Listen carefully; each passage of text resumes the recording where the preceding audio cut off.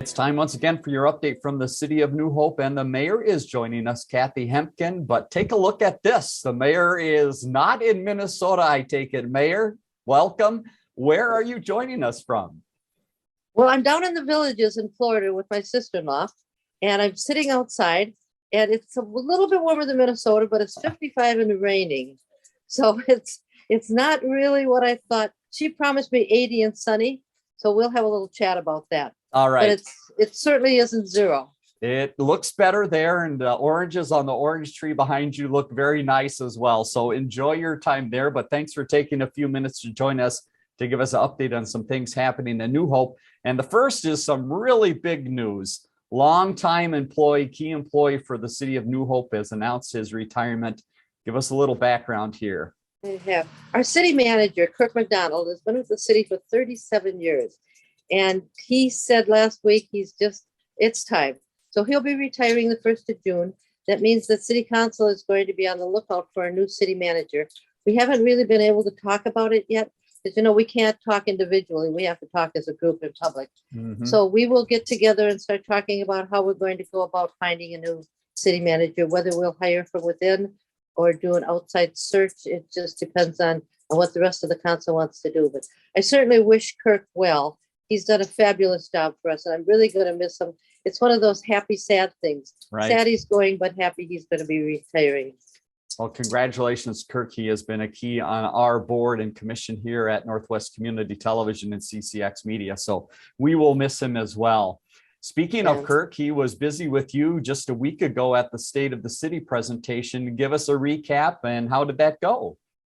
Well, it always goes well. Kirk and I do it together. It's kind of like a tag team. Well, this year he decided to put in a whole bunch of funny shots about that whole Redmond popcorn thing. So if you haven't seen it, it's really delightful to watch.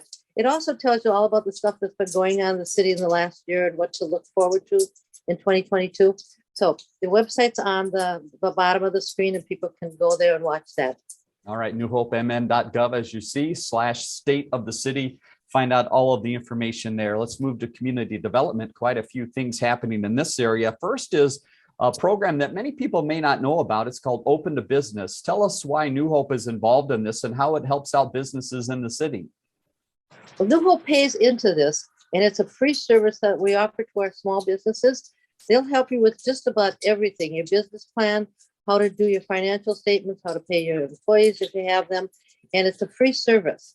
So you should, if you're starting a business or thinking of starting a business, you should go to them.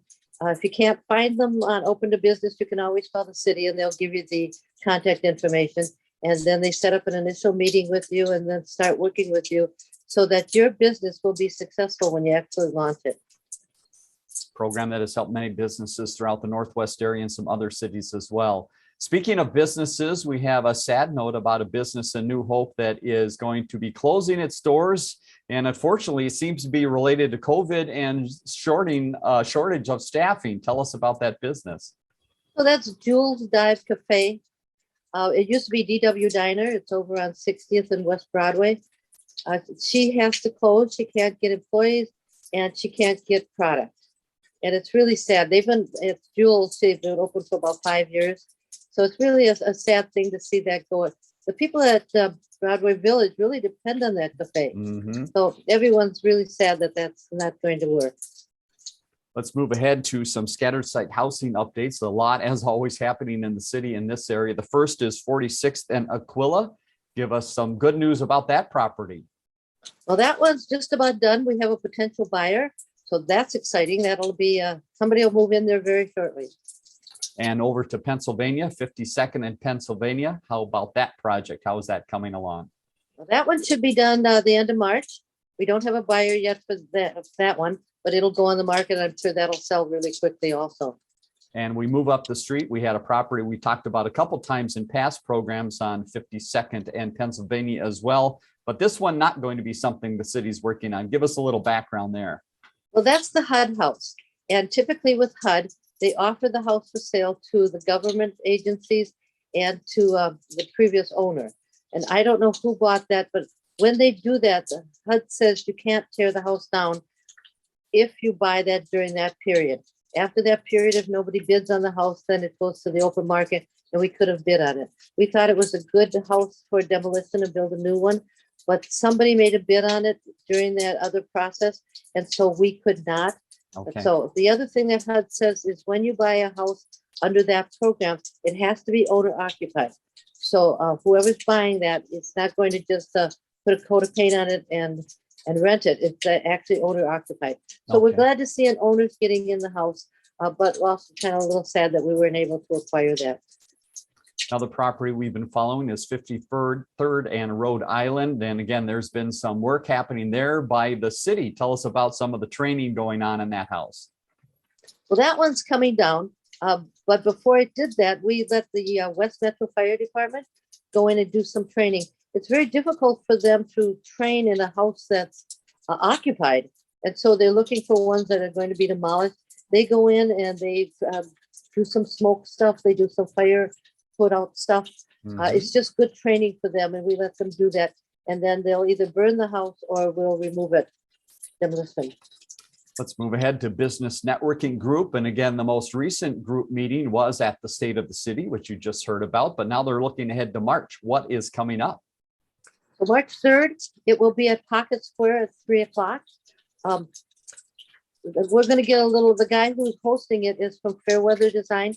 He designs websites for small businesses. So not only we get a demonstration of what he does in his business, we'll probably get a little tour of Pocket Square. So that one I don't think is going to be online. So you're going to have to come to Pocket Square to see it. So 3 o'clock on the 3rd of March, that's a Wednesday. More business news, business use certificate of occupancy permits. There are a few businesses residents should know about. What's coming to town? Well, we got a house cleaning business that's going in on Bass Lake Road. And then there's a landscaping business that's going in Wind Park. So look for both of those new businesses. We always like our small businesses to succeed and do what we can to help them succeed. So of course we hook them up with Open to Business, so they'll get some good free advice. But if you have a chance, support those businesses. And we've been following a business doing some update work. This is the Hyvee in the city of New Hope. One project about coming to a close, but they're starting up another project now? They are. They're going to remodel the convenience store. It seems like they just built it, Right. But it might be time. I don't know. And the kiosk outside where you drive through and get your groceries, that's almost complete. So we should be looking for that to open in the next week or so. Let's move ahead to police. A few items to update residents on here. And the first is some interviews going on for the clerk position. How is that moving forward? We were looking for a police clerk, and so we had to go outside to advertise for that. And the police chief and the city manager interviewed the candidates, found a good candidate they liked. So now they will make an offer as soon as they're done with the background check. So we'll get a new police clerk. And Chief Hoyt busy as well, speaking before the House of Representatives. Give us a little idea of what he was speaking about and why that's important for the city. Well, Chief Hoyt is really good at this. So the legislature needs to know what the police departments are doing as when it comes to criminal justice and what they're doing about the violent crimes that are happening in all the cities. So he went to testify in front of the House of Representatives. Another big initiative of the police department on an ongoing basis is engaging with the community. And I understand another Coffee with the Cop took place. Who was out there? Where did he go? Well, they went to Woodbridge. And what they're trying to do is just reassure people that we, the city of New Hope, do not defund our police. We want our police to be out there. We want them talking to people. If you go to them, they're more likely to tell you stuff that's happening than for them to call us. So that's happening. And Officer Callio was there for Coffee with the Cop. I think he enjoys it as much as the residents do that he's talking to. I bet he does. And another part that continues on with the police department is Meals on Wheels. They're out there delivering meals on a regular basis. Let's move to Public Works, talk about a few things that are happening. A lot of work going on inside their own building. So some painting and also some work underneath the ground. What's happening there? Well, you know, when we decided to remodel or redo the Public Works building, we told people we were not going to bond for that, and we aren't bonding for that. So we're trying to do things in-house as much as we can. They're repainting the parts department, if you will, at Public Works, which means you've got to move everything away from the walls. Right. And Some of it is being done by the staff and some of it is being done professionally, but we're doing whatever we can to save a little money so we can get this all done. Now, they're also putting in a new lift. So when the mechanics bay has got to have a new lift because the one they had was getting old and I didn't think it was real safe. So the parts are in and they're going to start doing that. They're pouring the cement. They put in a new drain in the other area where the trucks are parking. And again, that was kind of getting corroded and time to replace that. Right. So we're doing as much as we can internally and then hiring out what we can just to keep the costs down. And we are not bonding for that.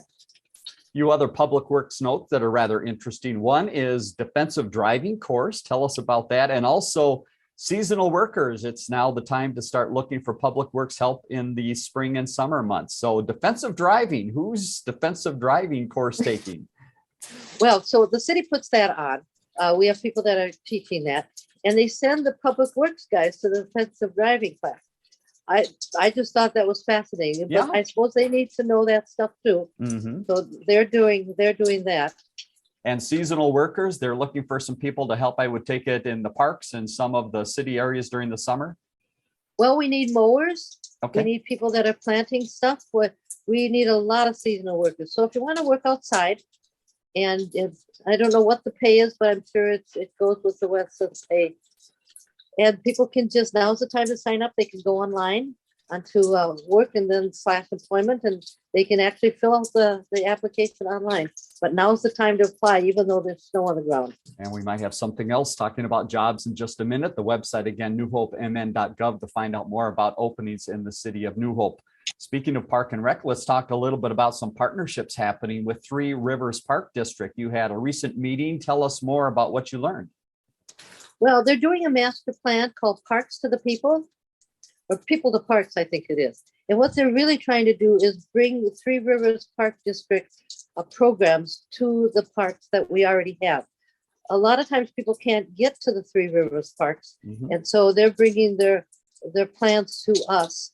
Well, this planning will go on through most of 2022, and they should have a master plan ready by 2023, and then you should start seeing some of these programs coming to our parks. Good. More information to come. One of the parks that's getting a lot of attention is Hidden Valley Park. What is happening there, and when can residents engage with the next step of the process?